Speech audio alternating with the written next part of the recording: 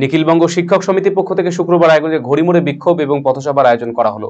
যোগ্য শিক্ষক এবং শিক্ষাকর্মীদের পুনর্বহাল, শিক্ষা দুর্নীতির সঙ্গে যুক্ত সকলের দৃষ্টান্তমূলক শাস্তি সহ বেশ কয়েকটি দাবিতে এই কর্মসূচির আয়োজন করা হয়। কর্মসূচির নেতৃত্ব দিয়েছিলেন সংগঠনের জেলা সম্পাদক বিপুল মৈত্র। বিপুলবাবু বলেন, রাজ্য সরকার পরিকল্পিতভাবে চাকরির অধিকারকে হরণ করেছে। এই সরকার এবং মুখ্যমন্ত্রী পদত্যাগের দাবি জানিয়েছেন তিনি। সুপ্রিম রায়ের জেরে শিক্ষাক্ষেত্রে যে প্রভাব পড়েছে তার জন্য সরকারকে দায়ী করে তীব্র সমালোচনা করেছেন বিপুলবাবু।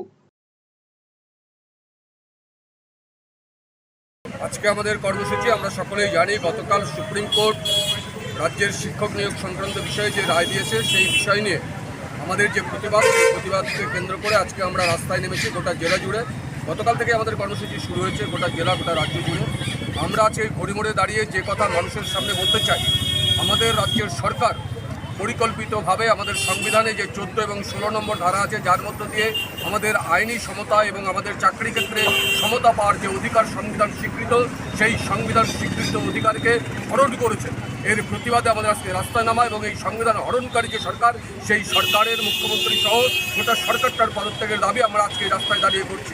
অর্থাৎ সরকার পরিকল্পিতভাবে 14 এবং 16 নম্বর ধারা সংবিধানের যেমন লঙ্ঘন করেছে, একইভাবে যে দুষ্কৃতমূলক কাজ তারা করেছে, যে অন্যায় কাজ তারা করেছে, যে দুর্নীতি তারা করেছে, সেই দুর্নীতিকে ঢাকবার জন্য তারা পরিকল্পিতভাবে এই সেগ্রিগেশনটা করেনি। 125,752 জনকে একটা জায়গায় ফেলে দিল।